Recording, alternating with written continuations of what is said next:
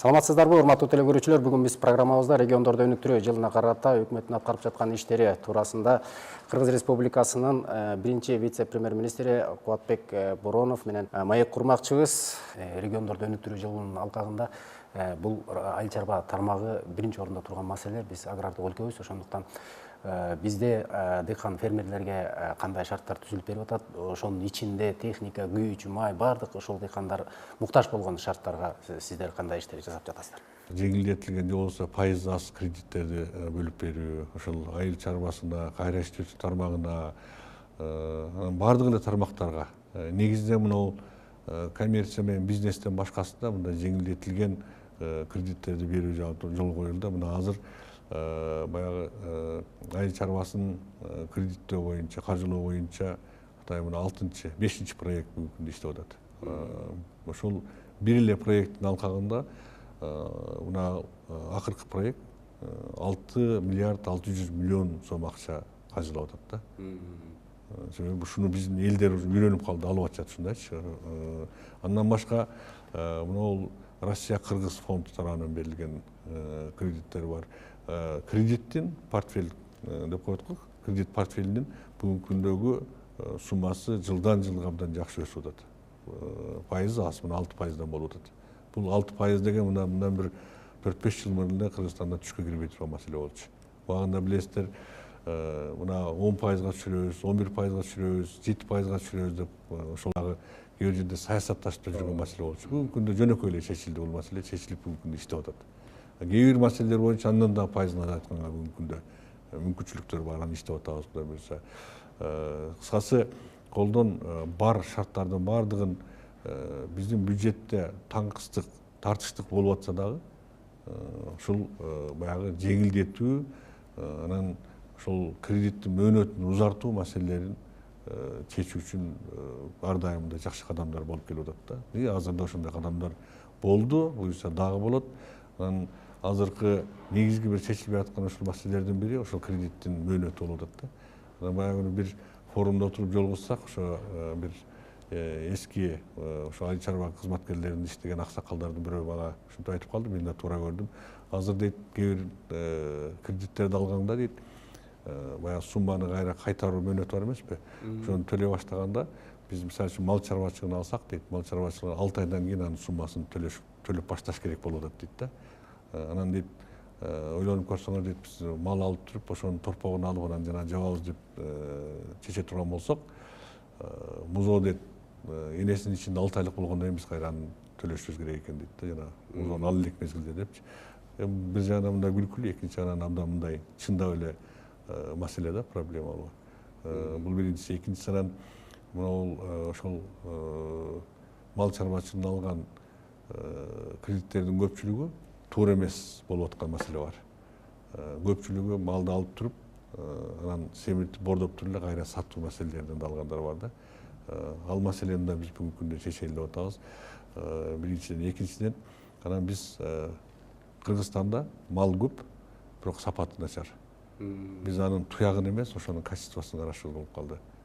Сүт багытындагы жакшы чет мамлекеттеги породасы бар, жакшы мал бар, ирүү-мүйүздүү малдар. Эт багытында мына Кыргызстанга деле келип калган экен, биз азыр көрүп атабыз. 3,5 жаш ошол ирүү-мүйүздүү мал, бука мисалы үчүн 1 тонна 200-1,5 тоннага чейин эт бере турган бизде породаны алып келип, ошону да өнүктүргөнгө мындай шарттарды жакшы түзбөй, жакшы өнүктүрө албай атыппыз да. Ошолорду эле колдо барды өнүктүрө турган болсок, бизде Кудай буйрса мал чарбачылыгы, айыл чарбасы өнүксө болгудай болуп турат да. Негизинен Кыргызстандан сыртка экспорттоо боюнча айыл чарба продукциясын бүгүнкү күндө Кудай буйрса толук кандуу эле шарттар түзүлдү да. Лабораториялар иштеп атат. Эми биз жанагы шартты бардык регионго түзүп элекпиз, бирок бүгүнкү күндө түзүү иштери жүрүп атат. Анын үчүн каржысы дагы бардык маселелер чечилген, убакыт талап кылат. Лабораторияларды коюп, анан оборудованиясын алып берип, ошолорду коюшубуз керек. Ал боюнча иштер жүрүп жатат, бирок мисалы үчүн башка коңшу мамлекеттерге чыгарып кетиш үчүн бизде сертификаттарды берүүчү, ошолордун талабына ылайык аккредитациядан өткөн бизде фитосанитардык и ветеринардык лабораториялар иштеп жатат да бүгүнкү күндө. Анан мына биз массалык маалымат каражатынан бул маселе эмнеден чыгып атат, азыр мен түшүнүп турам да. көп окуп атпайлыбы. Мисалы үчүн Казакстанда же болбосо Россияда бизден барган паланча тонна биздин жанагы ошол алып барган этти же болбосо башка бир продукцияны кайра артка кайтарып жиберди же камап койду депчи. Бунун баардыгы биздин кээ бир дыйкандардын же болбосо ошол сыртка алып чыгып аткан биздин жарандардын документтерин туура эмес толуктап барып аткан да. Ал продукцияда маселе жок, маселе документте. Ошонун туура документтерин толуктап алып барбай калып атат. Ошол маселелерди чечип так алып кетпеген үчүн ушул маселе чыгып атат да.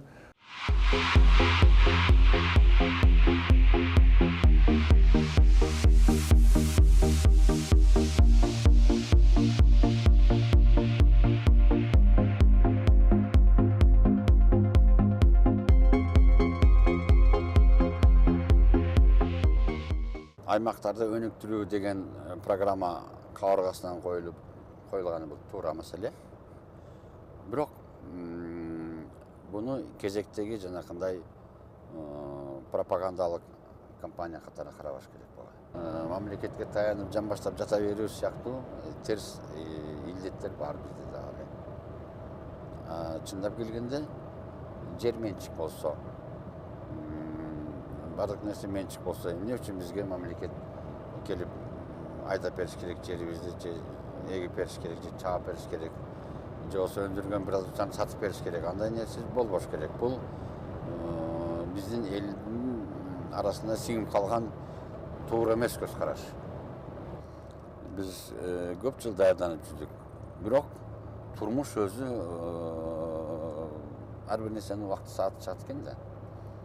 Мына бүгүн ошо тамчы сугат системасы менен иштей турган багбанчылык келди, интенсивдүү багбанчылык келди корообузга.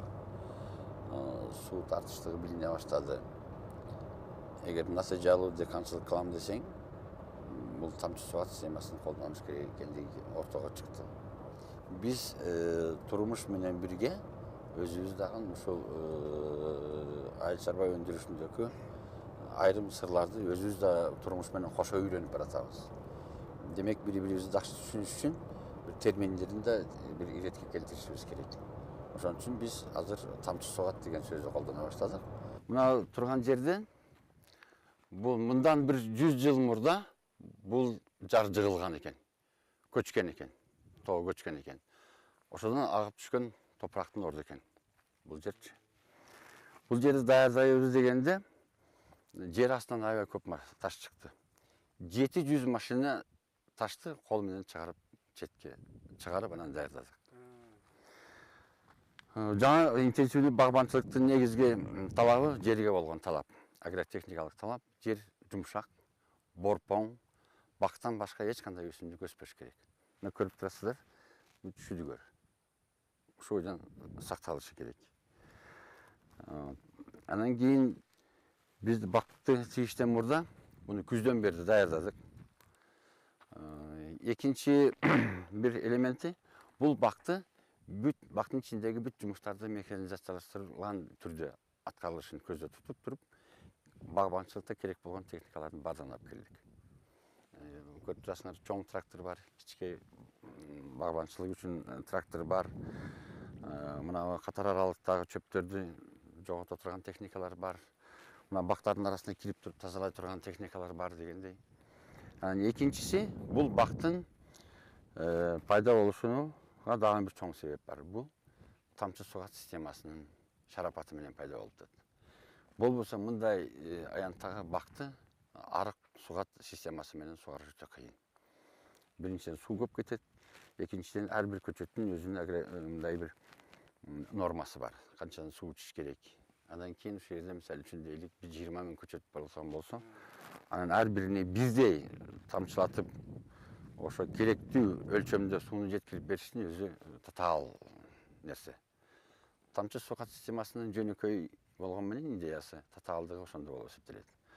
Ошондуктан биз бул ишти аткарыш үчүн бүт адистерди топтодук, бир команда жасадык. Тамчы сугат системасынын долбоорун түзүп, канча көчөт кетет экен, анын жабдыктарын, агрегаттарын, бүт аксессуарларын кайерден алышты билген бир команда бар бизде. Өзүңөр көрдүңөр, Жамгыр деген биздин бир жигитибиз бар. Hazırki yer tamçılatma su sistemanın yüreği. Bu yak emne. Bu yakta su kajnamız var. İçinde nasosumuz var. Bu yaktan sık çıkan su, suyun içinde caman emseler oluşu mümkün. Çan, man. Birinci bu filtre gelet. Bu filtre globalin adı hidrosiklon degen. Su bunun içinde aylanat. Anan suyun içindeki katı camanlıkları ıldıya düşüret. Taze su üydicaka çıkıp bu yaktan turbanın içine cöneret. Bu filtre özü otomat. Bunun içinde caman emseler dolgonda özü bu yaktan açılat. Caman çanları o yakı görseniz içi çan dolu turat. Bu su kajnadan gelgen suyun içindeki çanlar. Bu çanları o yaka cıldırat, kayra özü capılat. Anakin bu yaktan su filtremize giret. Filtrede hazır bu yakta emecok. Sistemanın kompütürü daha hazır gelgen yok. Sistemamız işleyit. 2 ay oldu, 2 aydır işleyit. Keyinki yıl buyursa kompütürler gelet. Bu yaka hümikatları bergen boyunca boçkaları gelet. Bu filtremizde o yakta katı emseler süzgülgenden keyin arta kalan caman naçar emneleri bu filtremiz süzet. Bu filtrede özü otomat özü özünü tazalayıt, caman suyu bu yaktan kayra o yaka ırgıdat, özü capılat. Anakin bu yakta bir otomat kulak var. Bu filtreler işlegende sırta su çıkat. Sırta su çıkkanda emne bolut, davlenine düşet. Bu kulağın vazifesi yarım sekundda o davleneye daha düşmeden davleneyi tekis kılat. Bu yaktan bu yaka gelgene için ki davleneyi tekiz bize paslayanı bir duruşunu sağlaydı. Anakin bu yakta ki ememiz saatine kança ton su ötöt oşon izlenet. Kin kompütür bolgonda bunun kompütüre baylanan ceri de var. Sistema işlegende bağır emseyi bu yaktan izleyiş mümkün. Bu yaktaki datçikleri, bu yaktaki kulakları karayıp polede bir kaplini boyunca bir problema var mı? O şunu bu yaktan izleyiş mümkün. Anan ena 40'ine saldım, bu yakta bir kulak dağı var. Bu da sistemanın otomatı. Biz bunu sistemanın işleyen davlenyasına tekizleriz. Bir emsab olsa kol bilen o yaktan bir kişi capsa, davlenya aşıp gitse, turbalar sınma işi, carılma işi için bu özü açılat, aşıpça suyu sırta salat. Kayra normal bolgonda özü özüne işlet. Buna sırttan bir yol dayarlayasız, ondan keyin özü işleyit. Hazır ki durgan cerde polenin içindeki otomat kulaklarımız. Bu polenin bağrı kulağına ıldıcaktan turbanın canından kabil gelet. Keyin kompütür gelgende internet boyunca Liboy memleketten girip bağrı kulağı işletiş mümkün, nasosu işletiş mümkün.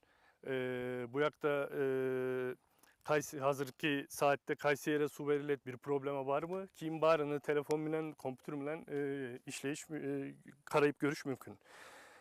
Bulcer'de de kayra su çıkkanda su aylanıp içinde hava bolgonda sırta cıldıran hava kulağı var. Anakin bu kulaklarda cerimiz munday oluşu mümkün, içinde sahip oluşu mümkün.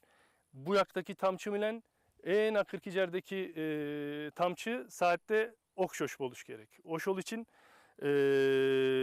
bizim hesaplagan cerlere koygan bu otomat kulak bir otomat açılıp kapanmayıt. Bu yaktan davlenyaları bu yakka kaysı bar gerek bolsa bu yaktaki daçıyı karayıp bu dayarlenet. Anankin işlegende bu yaka gelgen davlenya misal 5 davlenya bilen su gelse bana bu yakta bir gerek bolsa ben bu yaktan bir gilen ösküreyim. Bunday kulaklar proje hazırlaganda, dayarlanganda hesaplar bilen, engineering hesaplar bilen kaysi yerde boluşu gerek, diametri kança boluş gerek. Bunların bari engineering hesaplar bilen hesaplanıp bilinen. Bu şılanganın emesi içinde gün değmesin diye UV filtre var. Anakin teşikleri özünden. Keyin sizge birini carıp görgösöz. Bunların ayırması emne. İçinde özünün silikonları var. Carım davlenya bilen 4 davleneye çeyin bu deşiklerden saatine okşoş tamçı düşet.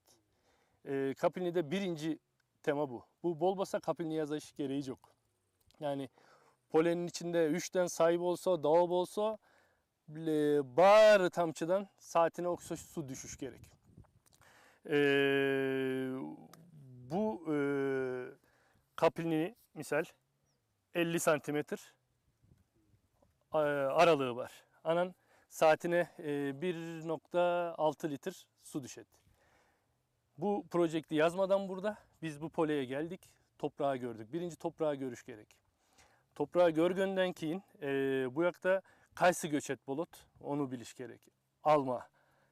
Alma bu pagodada bu büyüklükte gününe kança tonla su içet. Bunlardan hesap kılıp biz bu yaka saatine kança litre su düşürgen kança santimetrede bir teşiği bolgon şılanga gerek. Bunu çeçiyoruz. Oşona göre zakas veriyoruz. Tamçılatma su birinci bize bu cumuşta su ekonomisi boyunca emez. Bize daha köp meme verişi için, tez meme verişi için gerek. Hazır bu göçetler bir carım ayac etti. 50 santimden şu köpü aşıpça. Bu dikilgenden keyin bu carımı kırkıldı. Hiç de yoktu. Hazır özünüz görürsünüz. Жасаган иши абдан көп экен. 5 тиштүү сокону тартат. Андан тышкары башка постсоветтик өлкөлөрдөгү тракторлор эмнен иштесе ошону. Анан мында артыңарда турган агрегаттары. Буну менен кошо бардыгы бирип 7 агрегат келген. Ошо 7 агрегаттын баарын ушул аткарат. Анан бул эми чоң болгондуктан кээ бир жерде маневрыбыз керек экен. Ага ошол эле Турция менен Германия биргелешип чыгарган Томсон деген 75 ат күчү кичинекей трактор алганбыз. Ал тиги жерде балдар иштеп атат. Бул болсо ушул алмалардын солдун ортосун, ортодогу ачыктыкты баягы дайыма жумшак кармаш үчүн курт кумурска аркы берки баягы уялап жумуртка туубаш үчүн ал жерге туурса сөзсүз бакка өтөт экен да. Ошон үчүн ошону таза кармаш үчүн ушул атайын бакка эметилген. Бу да Турциядан келген. Бул болсо атайын бур баягы кээ бир жерде алмалардын түбүн ойгонго көп кызмат аткарат. Бул 1,5 метрге чейин ылдый яма жасап бере алат. Ошого бу да Турциядан келди. Бул болсо ошол алманы тигерде сол жүргөн атайын кызматты аткарат. Муну да ошо Турциядан алдырдык. Анан ылдыйкы жерден да көрдүңөр, атайын обработка жүргүзүп тазалай турган баягы чачкыч дары-дармекти чача турган, ошол эле убакта удобренияны бере турган атайын оборудованиябыз бар. Ал ошо ылдый жакта кызматта болуп атат. Бул болсо ошо бул кароолчуга кийин иштей турган, жашай турган эмеге атайын балдар азыр үйдүн фундаментин баштадык. Кудай буюрса күзгө чейин суук түшүп кеткенче бүтүп кирип алабыз деген изге ойдо турабыз. Мына көрдүңүз, мен эң астыңдагы бир мен кайрып койдум. 35-40 сантиметрден шактатышты баштап биз мына жерге мына лидери кандай 6-7 шак болуш керек. Бир жылдык көчөттөрдү тигиштен максат биз өзүбүз калыптандырышка мүмкүнчүлүк алып атабыз, өзүбүз каалагандай. Эмки жылы бул лидери берет жаңы шакты. Ошентип бул көчөттүн бою жалпы 3,5 метрден ашпаш керек. 3,5 метр. Ал эми эки жакка шактай келгенде булардын ортосу бүтөлүп калат. Кыскасы бул бүтүн дүйнөдө таркап бул технология көптөн бери иштеп келатат. Бизде алгачкы бактар тигилип атат азыр. Буюрса, мен ойлойм жакынкы жылдарда бул аябай кенен жайлат деген үмүтүбүз бар. Ортодо күтүлбөгөн аябай татаал жумуштар пайда болду. Мисалы үчүн 700 машина ташты ташып чыгыштын өзү аябай экен. Мен бул жерден айылдын балдарына, кыз келиндерине келип иштеп беришти. Чоң алкыш айта кетишим керек. Эгерде адам баласы алдына чоң максатты койсо, эгер эч нерсе адам баласын токтотуп болбойт экен бул. Алдыңа койгон максатты көрүп туруңуз. Мына таш бар деп эч ким айтпайт азыр. Мына борпоң, таза, от жоқ, далада басып баратабыз. Биздин илгерки ата бабабыздын заманында ошо тоо этегиндеги шартында жашап өндүрүлгөн продукция бизди канааттандырган экен. Бирок биз бүгүн глобалдашкан дүйнөдө жашап атып, тамактын жаңы түрлөрүн жей баштадык, керектей баштадык. Кийимдин жакын түрлөрүн кие баштадык. Бүгүнкү биздин жашообуздун өзүнүн сапатына болгон талап да өстү. Биз батпай калдык айылгачы. Батпай калганда кандай мазмунда? Жумушсуздук келип чыкты. Жумушсуздуктун артынан ички сырткы миграция келип чыкты. Биз билбедик. Элди кантип токтотуштучу. Эми мына жыл өткөн сайын ойлоп көрсөк,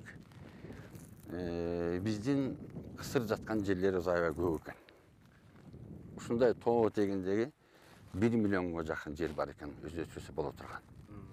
Эгерде мына 4-жылга барып, бул мөмөлө бак 1 гектар жерден $25,000 дүм выручка бериши мүмкүн. Бул өтө жакшы чоң көрсөткүч. Демек биз бул ошол жашоого жетишибиз керек. Ошондо мына азыр көрдүңүз, акыркы жылдарда жаңы тенденция пайда болду. Элдер шаардан айылга кайра кача баштады. Интернет бар, ысык суу, суук суу, күн энергиясын пайдаланып туруп, жаңы технологиялык жетишкендиктер айылга келди. Сөз аны биз өзүбүздүн кол менен жасап алышыбызда. Бирок киреше булагы болмоюнча айылга эч ким кайтпайт. Менин ишеничим боюнча, менин тажрыйбам ушуну көрсөтүп атат. Эгерде ушундай кирешелүү өндүрүштү биз уюштура билсек, ар бир үй бүлө ушундай кирешелүү өндүрүштү уюштура билсе, ал жан деле менен кайра айылга кайтат. Миграция процессин ооздукташ үчүн, керек болсо сыртка чыгып кеткен мигранттардын бир бөлүгүн кайтарыш үчүн, менимче ушул бирден бир эң таасирдүү жол болуш керек деп ишенип калдым мен. Бул жерде бир күндө 120 кишиге чейин жетип иштешти. Демек ар бири көрдү бул жумуштучу. Сырттан келип көргөндөр болду.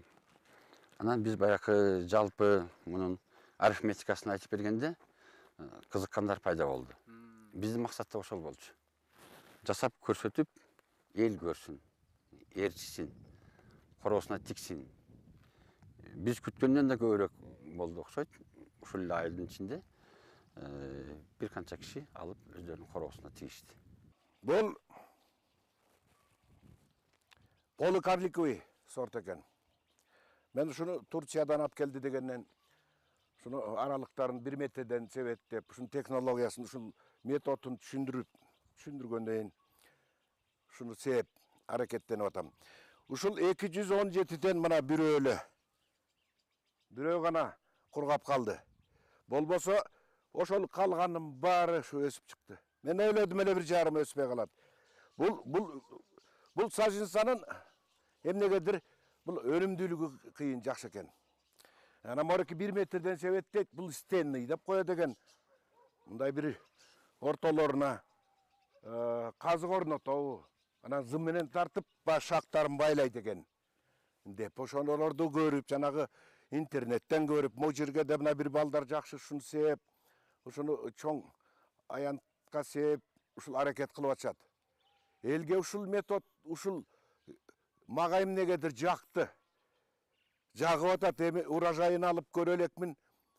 Аябай жакты. Биздин кыргыз элибизге төтөнчү мына ушул Ысык көл районунда бул алмачылык укмуш аябай өсөт. Мынакей төтөнчү ушул Байсоорунда. Байсоорунда бул алманын мекени. Анан өсө турган мекени, себеби мен мурунку алмалардын, мурунку бөлөк берки мурунку саженцабызды деле өстүрүп, ошол иштеп, ушу менен келаткан адаммын да. Эми карасаңар мындай 80 сантиметр дейт. Мен 1 метр кылып койдум. Эмнегедир мурунку 5 метрге көнгөнбүз да 4 метрге. Анан минтип калат деп эле жыш болот деген ой кете берет экен. Анан баягы методун уккан, тиги жолдорун уккан, анан айла жоган эптеп отуруп, жакындатып тигип. Эми муну үйрөнүп, эмдиги жылы урожай 3 жылдан кийин түшүнүктүү болот бардыгы. Баягы мисалы могу жерде бир 6 сотук болсо, мурунку алманы канча сепсе, канча урожай чыгат билем, мындан канча чыгат. ар бир эле адам дыйкан эсептейт эмеспи эмгегин. Анан мен элден да суранат элем да муну көңүл койсо баа түшүнүгү бар экен. Анан эл ушуну себеп баштап, могу жаштар көңүл буруп, ошол методдорду окуп, азыр жанагы чөнтөгүндөгү телефон деле баардыгы болот турбайбы? Ошону чукулап, ниетин койсо эле, көңүлүн койсо эле баардык иштер болот эмеспи? Анан экинчи бир көп суроо туулат да. Бизде акча болбосо кантип биз бактыгебиз? Бул айга көп каражат талап калат экен деген суроолор көп айтылат. Бул стандарт суроо болуп калды. Мен айтып атам, ар бириңиз короодон баштаңыз. 10 соток, 20 соток жерге. Ал жерге көп деле каражат кетпейт. Семеновка айылынан Шайлообек деген жигит келип көрүптүр, таанышыптыр да. Анан кызыгып, короосуна алып барып 500 көчөт тигиптир. Тигип, мына барып көрөбүз буюрса. Могу жерде эски алмалар бар болчу, мына могу калгандары мына булар. Мындай эски алмалар. Кыздарым биз эмне жейбиз дегенден анан мейлем бул бурчтагылар кала берсинчи деп. Анан могу жердеги алмаларды 40 канча түп алма бар болчу чоң. Аларды алып ыргыттым эле мына жылдарды отургуздук. Элдер 80 сантиметрден отургуш керек дейт, биз бирден отургуздук. Анан 335 түп батты. Анан ылдый жагы менен түбүнөн баштап жалбырак байлайт экен, бүт баарын жулуп эметтик. Бул жерден тетиги баш жагынан бир 10-15 түбү гүлдөдү. Жана быжырап гүлдөдү. Анан гүлдөрдүн баарын кыйналып калат дегенден жулдук. Менен алыш керек картошкалардычы. Отоп, мүмкүнчүлүк бериш керек да, бул кысылып калды да. Бул көрүнүп турат, сразу басып кетер баптыр да. Анан кийин көрбөйсүзбү? Мына мисалы үчүн астынан караңызбы? 5-6 шак кетиш керек да. Мына бирөө кетиптир, экинчиси баратат, үчүнчүсү баратат. Кандайдыр бир мындай арасы ачык мындай шакташ керек да. Аралары шактан ортосу да ачыгыраак болот. Мына кайрыгандачы. Мына жаңга кайраш керек мындай. Ошо капталын көздөй эме кылып анан бияка бир кайрып, бияка бир кайрып туруп суруп коюп. Мындай эметкенде сыйрылып кетет. Сыйрылып кетет. Мына момундай кылыш керек турбайбы да? Могу бутактардын аралары кичине алысыраак. Мына жакшы. Ар тарапка карап кетип атат. Мына лидер. Бул кийин анан кийин дагы шактайт. 2 этаж болуп. Анан кийин 3-үчү этаж болуп. Ооба, бул ойдо болгондон кийин эмдиги жылы кайра 70 сантиметрден кесесиң дешти. Ошо 3,5 метр барганда токтоп калат. Анан могу эгер эме кылсам, мына астын кагыротду да тазалап туруп, ушу жерге дагы отургузайын деп. Отосуна гана алдырып эме кылып идик. Биз дагы тиги муну караганда бүт баарын таштап туруп эле ушул эле нерсе менен кетиш керек окшойт да. Ооба, эми мындай да. Мен айтып атам, багбанчылык бул маданият. Турмуш тиричилик маданияты. Чачын мал кармаган башка, бак караган башка. Мен өзүм театральныйды өткөм. Артист болуп иштегем. Анан тияктан артист болуп иштептик аяктан деле. Анан келип жер тутуп калдык. Ушунтам деп деле ойлогон эмесмин.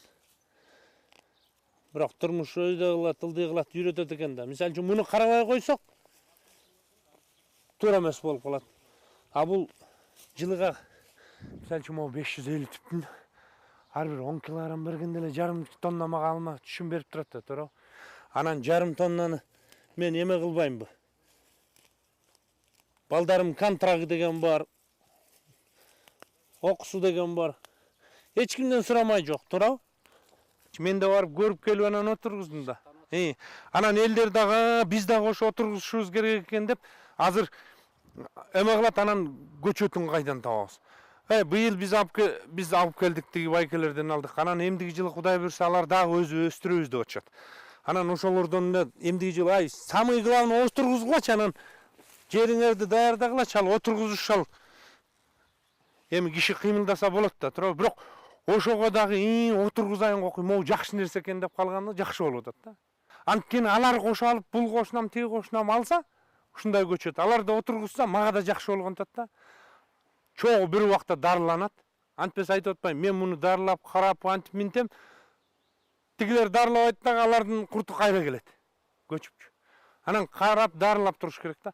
А тигилер баарыбыз бир массовый отургузуп алсак, баарыбызга жакшы болот. Анын үстүнө сбыт дагы. Мисалы үчүн өткөзөбүз бир жакка дегенде бизде момча 1000 тонна бар деген бул жакшы нерсе болот. Анан элдин дагы шыктануусу. Мисалы үчүн мен ушу көп эле эметем да. Тетиги Россияга чейин барыш дегенче ушул жактан бир жер титип агороттон. Азыр Россияга барыш дегендерди карасаң, агороттунда анча жок. Биз жалаң эле бул жерде эмес, дагы башка райондорго да жетиштик. Тигип Актала районуна 7 гектар жерге тиктик. Акталада Коңорчок деген айылда 15 чакты үй бүлө тикти окшойт. Бул жерден биздин контролдон чыкты. Эл ээрчип кетти дегендей болуп атат да. А биздин негизги максатыбыз, негизги көздөгөн максатыбыздын бири ошол болчу. Элге жайылтуу.